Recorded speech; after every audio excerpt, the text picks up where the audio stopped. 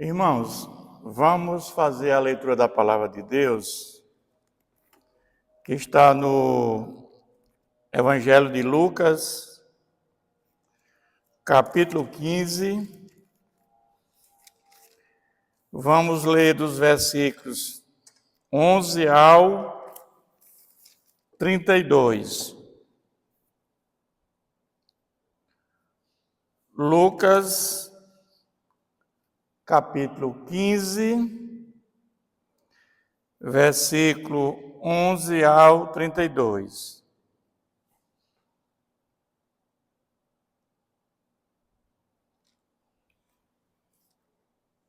Amém, irmãos? Continuou, certo homem tinha 2 filhos. O mais moço deles disse ao pai: Pai, dá-me a parte dos bens que me cabe. E ele lhes repartiu os haveres. Passado não muitos dias, o filho mais moço, ajuntando tudo o que era seu, partiu para uma terra distante e lá dissipou todos os seus bens, vivendo dissolutamente. Depois de ter consumido tudo, sobreveio àquele país uma grande fome. E ele começou a passar necessidade. Então, ele foi e se agregou a um dos cidadãos daquela terra, e este o mandou para os seus campos a guardar porcos. Ali, desejava ele fartar-se das alfarrobas que os porcos comiam, mas ninguém lhe dava nada. Então, caindo em si, disse: Quantos trabalhadores de meu pai têm pão com fartura, e eu aqui morro de fome? Levantar-me-ei e irei ter com meu pai. E lhe direi: Pai, pequei contra o céu e diante de ti. Já não sou digno de ser chamado teu filho. Trata-me como um dos teus trabalhadores. E levantando-se foi para o seu pai. Vinha ele ainda longe quando seu pai o avistou. E compadecido dele, correndo o abraçou e beijou. E o filho lhe disse: Pai, pequei contra o céu e diante de ti. Já não sou digno de ser chamado teu filho. O pai, porém, disse aos seus servos: Trazei depressa a melhor roupa, vestiu, pondo-lhes um anel no dedo e sandália nos pés. Trazei também, matai o novilho cevado, comamos e regozijemo-nos, porque este meu filho estava morto e reviveu, estava perdido e foi achado. E começaram a regozijar-se. Ora, o filho mais velho estivera no campo, e, quando voltava ao aproximar-se da casa, ouviu a música e as danças. Chamou um dos criados e perguntou-lhe que era aquilo. E ele informou: Veio teu irmão e teu pai mandou matar o novilho cevado, porque o recuperou com saúde. Ele se indignou e não queria entrar. Saindo, porém, o pai procurava conciliá-lo. Mas ele respondeu a seu pai: Há tantos anos que eu te sirvo, sem jamais transgredir uma ordem tua, e nunca me deste um cabrito sequer para alegrar-te com os meus amigos. Vindo, porém, este teu filho, que desperdiçou os teus bens com meretrizes, tu mandaste matar para ele o novilho cevado. Então lhe respondeu o pai: Meu filho, tu sempre estás comigo, tudo que é meu é teu. Entretanto, era preciso que nos regozijássemos e nos alegrássemos, porque esse teu irmão estava morto e reviveu, estava perdido e foi achado. Até aqui, irmãos, amém? Vamos falar com Deus mais uma vez, Pedindo orientação para este momento. Senhor, nosso Deus e Pai, a nossa gratidão por mais essa oportunidade de ouvir a Tua voz através da Tua palavra, Pai, que essa palavra ela venha, Senhor, nos encorajar, ela venha, Senhor, trazer para nós refrigérios, para que possamos cada vez mais viver uma vida na plenitude do Teu Santo Espírito, Pai. Que ela traga para nós conhecimento, que ela traga para nós crescimento e maturidade espiritual, que tanto necessitamos para a nossa caminhada. Oramos em nome de Jesus. Amém. Irmãos, eu quero trazer, à luz desse texto bíblico muito conhecido, que é a palavra do filho pródigo, o seguinte tema: o filho perdido que foi encontrado. O texto começa dizendo, continuou porque Jesus estava falando de 3 parábolas, ou seja, de coisas perdidas. Jesus começa a falar da parábola da ovelha perdida, e ele fica muito alegre, né, porque ele diz que um homem possuindo 100 ovelhas e perdendo uma delas, não deixa no deserto as 99 e vai buscar aquela que se perdeu. Jesus tem prazer em buscar o perdido. E ele conclui essa parábola dizendo: digo-vos assim, haverá mais júbilo no céu por um pecador que se arrepende do que por 99 justos que não necessitam de arrependimento. Ou seja, aqueles que já se arrependeram, aqueles que já estão em plena comunhão com Deus. Mas aquele que não se arrependeu, aquele que necessita de arrependimento para uma plena comunhão com Deus, esse aqui Deus tem prazer. E a segunda parábola é da dracma perdida, que ele fala que uma mulher tinha 10 dracmas e se perdeu uma. E ela acende uma candeia em busca daquela perdida. Eu vos afirmo que de igual modo há júbilo diante dos anjos de Deus por um pecador que se arrepende. Então Jesus ele conta essas 2 parábolas e ele continua essa terceira parábola, que é a parábola do filho pródigo. E ele diz, continuou, certo homem tinha 2 filhos, mas o mais moço lhe disse ao pai: dá-me parte dos bens que me cabe, e ele lhes repartiu os haveres. Essas 3 parábolas têm como objetivo o ensino central das pessoas que estavam perdidas e precisavam ser encontradas. Esse é o núcleo central da parábola. E essa parábola fala da obra, fala da misericórdia de Deus e do perdão de Deus para pecadores arrependidos. Esse é o ponto central dessas 3 parábolas. E ela fala sobre perdão, sobre redenção, o amor incondicional de Deus, que se alegra quando uma pessoa arrependida se arrepende e volta para Ele, volta para Deus. Essa parábola trata disso. Ela ensina o amor incondicional de Deus, do arrependimento e da importância de se alegrar pela salvação de quem estava distante, de quem estava perdido. Mas o fato é que essa parábola, ela nos diz uma coisa muito importante. O filho mais velho, mesmo dentro de casa, ele estava perdido. Nós vamos ver ao longo desse texto que esse filho mais velho, apesar de obediente ali ao pai, mas ele estava perdido porque ele tinha dentro de si algumas coisas que contrariam totalmente aquilo que Deus quer de nós. Ele tinha um ódio, ele tinha um rancor, ele tinha inveja. Ele tinha tanta coisa dentro dele que não agradava a Deus. Ele precisa também se arrepender. E essas parábolas Jesus quer ensinar verdades profundas a todos nós.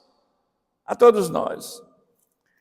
Mas o fato é que é a história de um homem que tinha 2 filhos, que trabalhavam juntos e tiravam da propriedade do pai todo o seu sustento.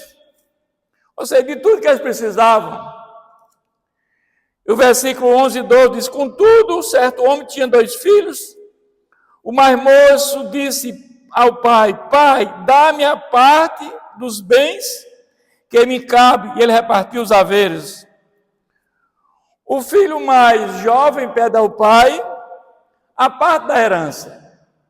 Nós sabemos que naquela época e nos dias de hoje, a herança ela acontece, é de direito, depois que os pais morrem.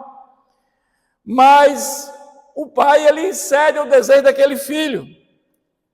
Ele tinha o desejo de independência, de curtir a vida, passar a vida em lugar distante. E o fato é que ele gastou tudo com excesso. Os 2 trabalhavam na propriedade do pai, onde ali tirava o sustento, e pedir herança ao pai vivo não era adequado. Mas o pai concedeu, né? E deu ao jovem, o mais jovem, todo o dinheiro, e o mais velho ficou com a propriedade. Evidentemente, quando o pai morresse, tudo o que ficou ficaria para o mais velho, com a morte do pai. Mas no versículo 13 diz: passado não muitos dias, o filho mais moço, ajuntando tudo que era seu, partiu para uma terra distante, e lá dissipou todos os seus bens, vivendo dissolutamente, vivendo desregradamente. Ou seja, o filho queria ficar bem longe do pai, porque ali longe do pai, ele não tinha mais, o pai não era mais senhor da sua vida, ele não devia mais obediência ao pai, ele podia fazer o que bem entendesse. Esse era o seu desejo, viver uma vida profana, uma vida desregrada. Esse era o pensamento dele. Depois de ter consumido tudo, sobreveio àquele país uma grande fome. E ele começou a passar necessidade. Então ele foi e se agregou a um dos cidadãos daquela terra, e este o mandou para os campos aguardar porcos. E a vida prega surpresa, irmãos. Essa é a realidade. Nós não sabemos o que vai acontecer conosco no dia de amanhã. Este jovem tinha um sentimento de gozo da sua vida com prazeres mundanos. Ele achava que os prazeres mundanos é que levava a sua vida a ser uma vida feliz. Mas após receber a sua herança e ir para uma terra bem distante, onde gasta todo o seu dinheiro com os prazeres carnais e vive uma vida de forma irresponsável, ele fica sem dinheiro. E para completar, ali teve uma grande fome naquele país. E ele se viu obrigado a trabalhar, cuidando de porcos. Foi o único emprego que ele arranjou naquela época, emprego que estava difícil, com certeza. Ou seja, era uma ocupação impura para um judeu, porque os porcos eram animais impuros. Mas foi o único emprego que ele encontrou.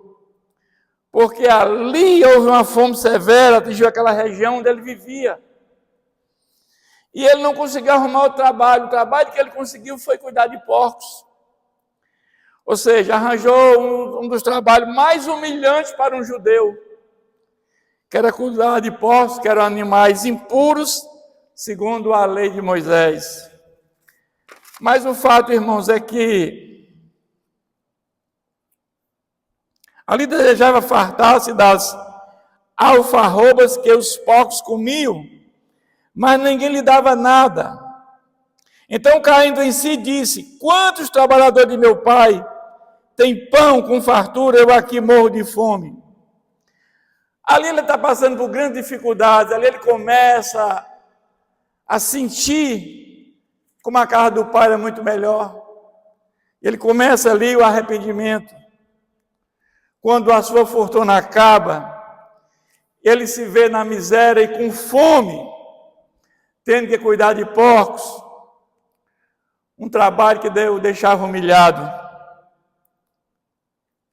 Mas o fato é que o texto diz que o que ele ganhava não supria suas necessidades. E ele chega, como diz o texto, a desejar a comida dos porcos.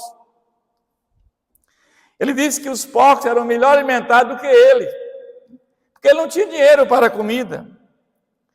E ali ele percebe a crueldade do mundo longe da casa do Pai. Ele percebe a crueldade do mundo longe da casa do Pai. Ali ele entende que a casa do Pai é o melhor lugar para se estar. No Pai todos têm fartura, e ele... A casa do Pai oferece alimento completo, físico, emocional, espiritual, social, e ele rejeitou. Mas ele continua aqui no texto dizendo: levantar-me-ei e irei ter com meu pai. E lhe direi: Pai, pequei contra o céu e diante de ti. Já não sou digno de ser chamado de filho, trata-me como dos teus trabalhadores. E aqui esse homem, esse filho, ele decide voltar para a casa do pai, arrependido de seus erros, e ele planeja pedir perdão e ser recebido como um dos seus trabalhadores, como um dos seus servos. Mas com fome, ele se arrependeu e decidiu voltar para o pai, planejando ser aceito como um simples empregado. Essa era a ideia: eu vou voltar para a casa do meu pai e ser como um simples empregado, porque na casa do meu pai tem comida, na casa do meu pai é muito melhor do que aqui. Ele reconheceu o seu erro e não podia ficar longe da casa do pai. E ele volta, ele decide pedir emprego ao pai. Ali ele mostra o seu arrependimento, ele mostra ali a sua conversão, a sua mudança de rumo na sua vida. Ali ele entende o erro que ele cometeu, porque os valores mundanos que ele tanto estimava, que ele tanto achava que era importante para a sua vida, ele não teve nenhum proveito com isso. Mas o fato agora é que ele, e levantando-se, foi para seu pai, vindo a ele ainda longe quando seu pai o avistou, e compadecido dele, correndo, o abraçou e beijou. O pai e o filho diz: Pai, pequei contra o céu e diante de ti, já não sou digno de ser chamado de seu filho. Ali ele teve um encontro, aquele encontro com o pai, esperando ali uma conversa difícil, porque ele tinha saído levando todos os recursos, e ali havia um temor muito grande. Como se daria aquele encontro com aquele pai? Como é que aquele pai ia se comportar diante do que ele fez? Mas aquele homem teve um arrependimento sincero e acompanhado de atitudes, e ao vê-lo de longe, o pai correu ao seu encontro, o abraçou, mandou vestir-lhe com a melhor roupa, celebrou um banquete. E o filho começa o discurso ensaiando, mas o pai emocionado não permite que ele termine, porque ele mostra arrependimento. Mas a segunda parte do discurso que ele tinha ensaiado era pedir emprego ao pai. E o pai não permite nem que ele fale, o pai não deixa ele falar. O pai não consegue ouvir isso dele, né? Mas a parte do arrependimento fica muito clara. O pai, porém, disse aos seus servos: trazei depressa a melhor roupa, vestiu, pondo-lhe um anel no dedo e sandália nos pés. Ele ligou a melhor roupa e o anel. Ali simboliza a restauração dentro da família. O anel no dedo representava a autoridade. A sandália no céu, a posição dele, que ele não era escravo, ele não ia ser servo. Ele se fez novamente filho, sob o cuidado amoroso daquele pai. Trazei também e matai o novilho cevado, comamos, regozijemo-nos, porque este meu filho estava morto e reviveu, estava perdido e foi achado. E começaram a regozijar-se. Houve ali uma festa muito grande, uma alegria muito grande com o retorno do filho. O novilho cevado era um animal para uma condição especial. E aquela condição era mais que especial. Era a conversão de um filho perdido. Eu sempre digo que não tem nada igual. A maior alegria do ser humano é no momento da conversão. O maior pecado, a maior doença do mundo é o pecado. E quando um ser humano se converte, é a maior alegria que ele pode ter na sua vida, porque uma conversão, um arrependimento verdadeiro, você saber que ali um dia você vai estar com Jesus por toda a eternidade. Mas o fato é que a festa serve para mostrar ao pai que reconhece a transformação do filho, que ele estava morto e reviveu, perdido e foi achado. E toda conversão merece celebração. E ali foi celebrada a conversão daquele filho. O filho mais velho estivera no campo e quando voltava, ao aproximar-se da casa, ouviu a música e as danças. Chamou um dos criados e perguntou-lhe o que era aquilo. E aqui nós vamos ver o comportamento do filho mais velho, que estava no campo, ficou revoltado a saber daquela festa, que o pai tinha matado um novilho cevado para celebrar o retorno do irmão. E o pai explicou que aquela festa era necessária porque o filho estava morto, estava perdido, revivido, voltou para casa. O filho mais velho simbolizava um judeu religioso, que não consegue alegrar-se com a salvação. O filho mais velho, ele demonstra insatisfação com o irmão. E ali é um simbolismo, ele não sente alegria com o que está acontecendo.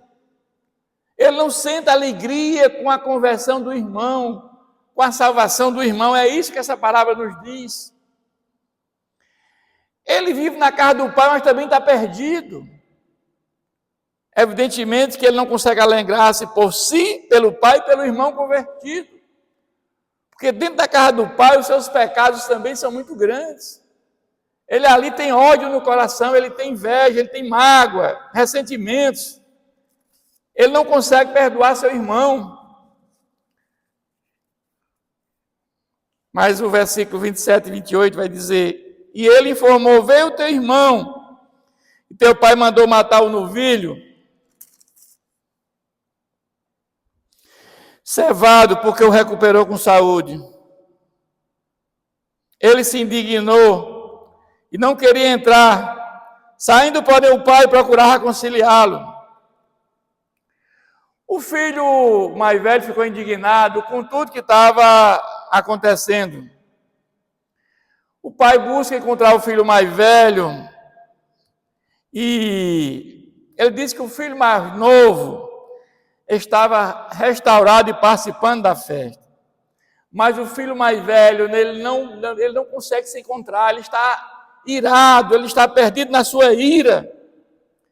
E esse filho mais velho está precisando também de arrependimento e de perdão. O pai vai verificar como está o seu coração. Nós podemos dizer que Jesus atingiu o coração dos religiosos. Eles rejeitaram a festa que Deus preparou, quando Deus, o Pai, mandou Jesus, o Messias, e eles rejeitaram Jesus. Eles criticaram Jesus por comer com pecadores e pregar a palavra de Deus para eles. Eles também rejeitaram Jesus. Mas agora vamos ver que, mas ele respondeu a seu pai: há tantos anos te sirvo sem jamais transgredir uma ordem tua, e nunca me deste um cabrito sequer para alegrar-me com os meus amigos, indo para esse teu filho. Ele não chama nem de irmão, esse meu irmão, esse teu filho. É como esse irmão nem fosse irmão dele. Ele rejeita. Que ele despreze só os teus bens como meretrizes, tu mandaste matar para ele o novilho cevado. Aqui nós verificamos a revolta do filho mais velho. Ele, ao voltar, fica indignado e não quer sequer entrar dentro de casa. Ele se sente injustiçado porque nunca recebeu uma festa do pai, apesar de que ele entender que ele sempre foi obediente ao pai, mas ele mostrava um orgulho exacerbado. Ele não reconhece que é um pecador na casa do pai. Esse é o grande problema. Nós precisamos reconhecer que somos pecadores. Nós precisamos de arrependimento verdadeiro. E nós precisamos confessar a Jesus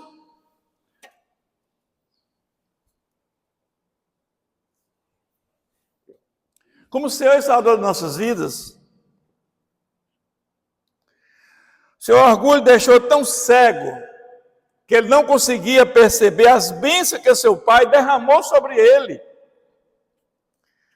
Porque nada que o seu pai tinha sido feito era suficiente. Ele queria que o pai menosprezasse o seu irmão. E ele chega a chamar o irmão desse teu filho. Mas o fato é que o filho mais velho estava perdido, entre outros tipos de pecados. Diferente dos pecados daquele irmão dele, do mais novo, que pediu dinheiro para usufruir com a vida mundana. Ele precisava do mesmo remédio do irmão mais novo. E o remédio é arrependimento. Ninguém tem salvação, irmão, sem arrependimento. Ninguém vai ter um encontro com Jesus se não se arrepender. Sem fé e arrependimento, ninguém terá salvação. Ninguém terá um encontro verdadeiro com Deus se não tiver fé e arrependimento. Mas o fato, então, ele respondeu ao pai: meu filho, tu sempre estás comigo, tudo que é meu é teu. Entretanto, era preciso que nós regozijássemos e nos alegrássemos, porque esse teu irmão estava morto e reviveu, estava perdido e foi achado. O pai então consola dizendo que tudo que tem é dele. Ou seja, a parte dele está reservada, está guardada. Que com a morte do pai, tudo que o pai deixou é dele, porque a herança do filho mais novo já recebeu. Ele não perdia nada com aquilo. Nada, ele não tinha nada a perder, só a ganhar. Mas ele não consegue ver isso. Porque o seu ódio, a inveja, a maldade no seu coração é tão grande que ele não consegue se alegrar com a vida do irmão. Embora o irmão não tivesse nenhuma herança mais, tudo ali era dele. O pai relembra que parte da herança dele já está garantida, tudo é teu, meu filho. Ou seja, ele não perdeu absolutamente nada com a volta do irmão, nada. Tudo está garantido. E o pai quer celebrar a volta do filho. Ele se perdeu e ali precisava ser achado. O pai explica que não está errado o que fez com o seu irmão mais novo. Ele precisa se alegrar com a volta do irmão, porque houve conversão, ali houve nova vida, ali houve salvação. É isso que o texto quer nos dizer. Essa parábola nos diz isso, que houve conversão ou salvação, que houve arrependimento. Ele andou nos caminhos errados, mas ele se arrependeu, ele voltou para Deus. Aqui o Pai é nosso Deus, a parábola quer nos dizer isso. Todos estavam debaixo da mesma graça do Pai. O fato é que temos Jesus deixa essa história em aberto. Tanto judeus como gentios estão com as suas histórias abertas, que podem receber bênçãos dependendo da atitude de cada um. Mas o que é que essa palavra nos traz de importância para o nosso aprendizado. Precisamos de perdão e redenção. O amor do Pai, a disposição de perdoar quem se arrepende, mesmo após grandes falhas. Você pode cometer os pecados mais horrendos deste mundo. A palavra de Deus que todo pecado é perdoado, somente aquele que não é perdoado é blasfemar contra o Espírito de Deus. E esta palavra nos dá esse exemplo que todo pecado é perdoado. Aqui fala do amor incondicional de Deus por cada um de nós. Esse Pai da palavra representa Deus, que não guarda rancor e se alegra com o retorno de quem se desviou. Uma pessoa que desviou dos caminhos do Senhor, uma pessoa que passou a não querer mais saber de Deus, quando ela vê que fez coisas erradas e se arrepende e volta, o Pai está de braços abertos para receber. É isso que essa palavra nos diz. O amor incondicional de Deus por aqueles que se arrependem. Mas esse texto também nos fala da obra da redentora e da salvação. A importância da compaixão. Esse texto enfatiza o que devemos ter compaixão e alegria pela salvação do outro, em vez de ciúmes e censura. É isso que nós temos que nos alegrarmos com a conversão de um irmão. Quando o irmão está longe dos caminhos do Senhor, e quando a mensagem salvífica de Jesus é pregada, e esse irmão volta para os caminhos do Senhor, nós devemos se alegrar com isso, em vez de ciúme e censura, como acontece muito nos dias de hoje. Esse texto também fala do amor e do perdão divinos, ou seja, o amor incondicional e a misericórdia de Deus para com todos os pecadores, que sempre se alegra ao receber de volta todos aqueles que se arrependem. E eu quero concluir dizendo, irmãos, que sem arrependimento não há salvação. O filho pródigo mostra a importância do arrependimento genuíno e da decisão de mudar de vida. Arrependimento é mudança de rumo. Mesmo quando se está em situação de grande dificuldade.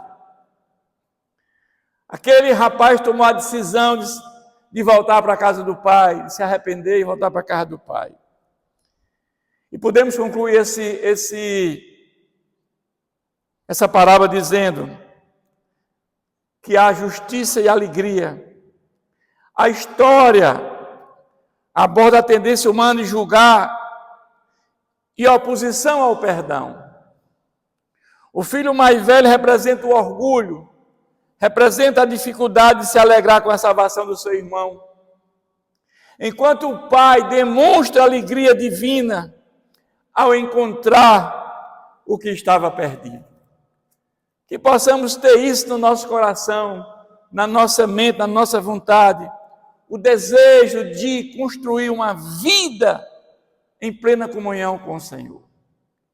Que possamos contribuir para aqueles que desviaram dos caminhos do Senhor, que possamos contribuir para que eles voltem para a casa do Pai, através da nossa pregação da palavra, através de aconselhamentos, e devemos ficar felizes quando isso acontece.